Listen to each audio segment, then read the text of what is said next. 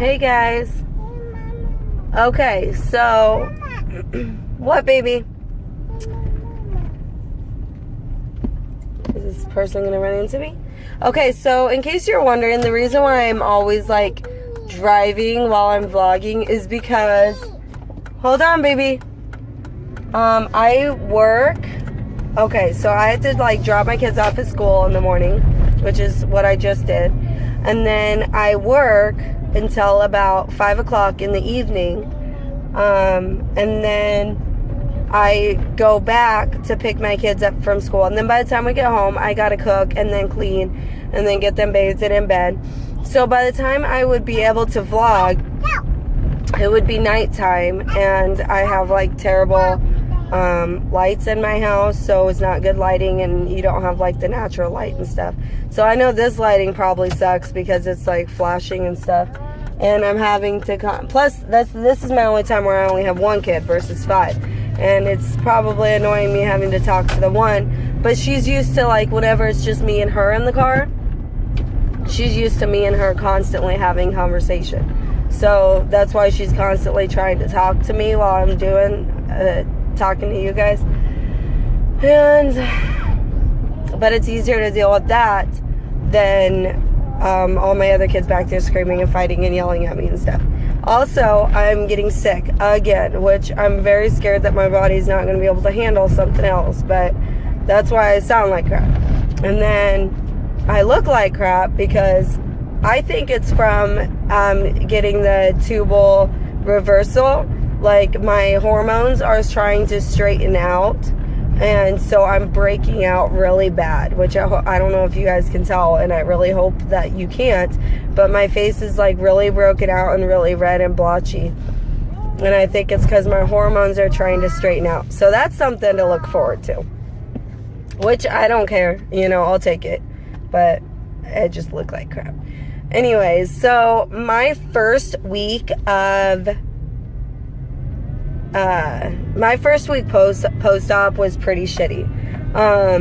Pain-wise, I don't think was that bad. I mean, it sucked, but I feel like it could have been a lot worse, and I was prepared for it to be a lot worse, honestly. The first couple days, I was in quite a bit of pain, as long as I just laid there and rested, because, I mean, that's really all I did. I only got up if I had to go to the bathroom. Otherwise, my kids were very helpful as far as, like, getting me drinks and bringing me snacks and entertaining my 2-year-old. They play with her very well, so they were entertaining her. My husband was making the meals and taking care of the kids. So really all I had to do was just lay there. So as long as I just laid there, my pain wasn't that was bearable. For the first few days, it just hurt whenever I would be getting up to stand. I would have to try to stand up without using my stomach muscles. So like I would use just my arms to try to pull myself up. And then walking hurt pretty bad. I mean, it hurt to walk. It hurt like if it was weird because it like hurt if my bladder was full, but like it hurt to pee too. So it was like the empty on my bladder like moved stuff around. I don't know.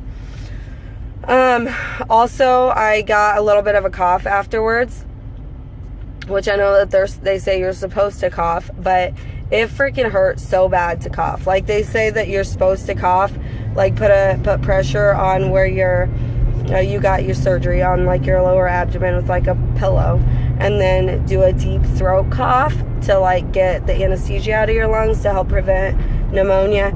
But I got a little bit of a cough and a runny nose afterwards, and I could not do that. Like, man, I would try whatever I could to not cough. I would hold it in. I would drink warm water. I would drink coffee to kind of soothe my throat. I tried everything I could to not cough because it hurt so bad. Whenever the time would come where I couldn't hold it in anymore, I would put the pressure on my right side, because my left side, actually, I barely felt any pain on my left side. It was just my right side that hurt. I would put the pressure on my right side and I would cough, and it would bring me to tears. It hurt so bad. But Like coughing, sneezing, laughing, walking hurt. But if I was just laying there or just sitting there, I was fine. The pain wasn't that bad. I took the Aleve and I took the Gas X. I took the Gas X every morning, but I didn't take it throughout the day unless like I needed to, which I usually didn't. And then I took the Aleve twice a day. But I mean, I was pretty okay until I got up to do something. Each day my pain got less and less. So I would say by like day 4, I was like in hardly any pain at all. Unless like I coughed or laughed, I was in hardly any pain at all. Walking was, I felt like no pain walking. Getting up, I still felt a little bit of pain, but I could walk just fine. By the 1 week mark, I had like 0 pain anymore. Obviously coughing still hurt. I could laugh, I could sneeze, and I felt like something down there, but it wasn't like pain, you know. But I could get up and I could walk around and stuff, and I was just fine. I'd say after about the 1 week mark, I didn't need to take any more pain pills or anything like that. Now, that was just like my pain wise after surgery. Oh, also at the 1 week mark, I got to sit in the tub and soak and take the steri strips off. My incision looked really good. It didn't have any openings or anything. I was worried because I had like dry blood all over my steri strips, so I was scared that was gonna like tug at the incision and like open it up, but it didn't. It looked fine in my opinion. Now all that's like my pain wise. So, but okay, so each day like my pain got better, like I said, but each day I got weaker and weaker. Like I got really weak. My body wasn't like, I wasn't like sleepy tired, but my body was just like physically exhausted. Like I couldn't do much without like feeling all weak and shaky, and like my, you know, like whenever you're getting over the flu, like that last day of getting over the flu where you feel all weak and dizzy, that's how I felt. And it got worse and worse each day. And I was like, whenever I was laying down, I was okay. But whenever I'd get up and try to move around and do stuff, I was really weak and my body was like drained, and I was shaky and lightheaded and dizzy. And each day it got worse and worse. And I thought maybe it was because I wasn't doing anything. I was just laying around and I wasn't being active, and normally I'm a pretty active person, you know, chasing around the kids and working and stuff. So I thought maybe that was it. So I got up and started trying to do stuff, like trying to clean and do the dishes and cook and stuff like that. But I couldn't. Like every time I would get up and move around and try doing stuff, like I just got so dizzy and lightheaded and weak. It was just horrible. And I kept trying, but it got worse and worse with every time I tried to do stuff.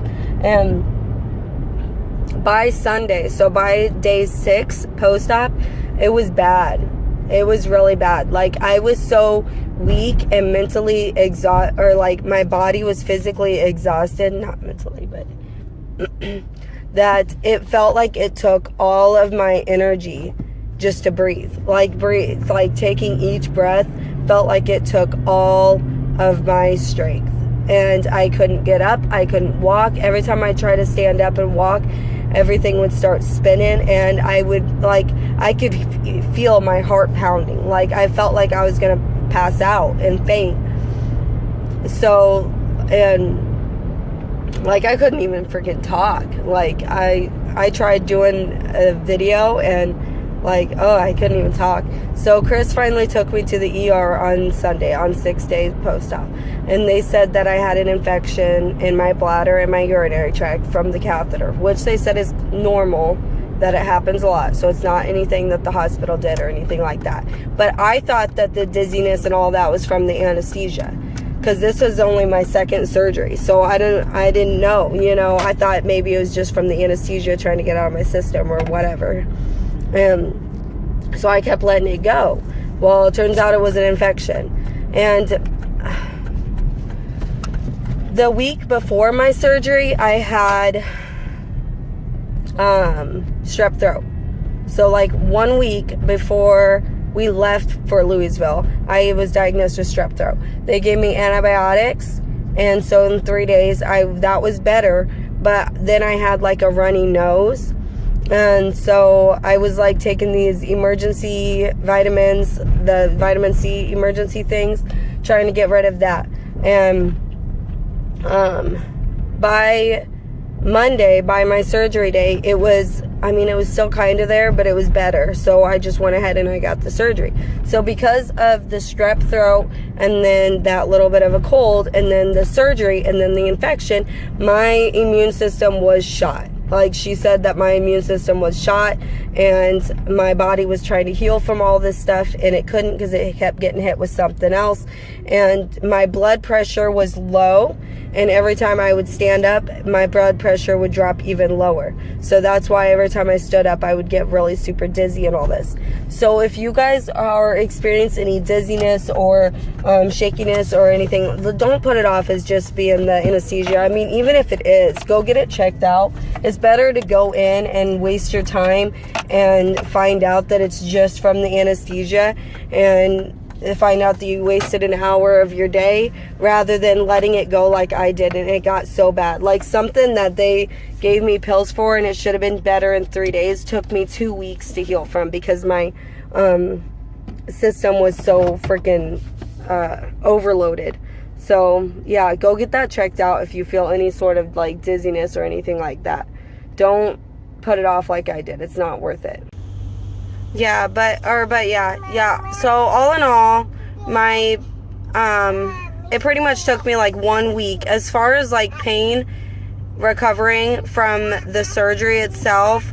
It took me about 1 week to where I was back to my normal self. If I hadn't gotten the bladder infection and the UTI, then I would have definitely been back to myself within a week. But because of that, it was a lot on my body.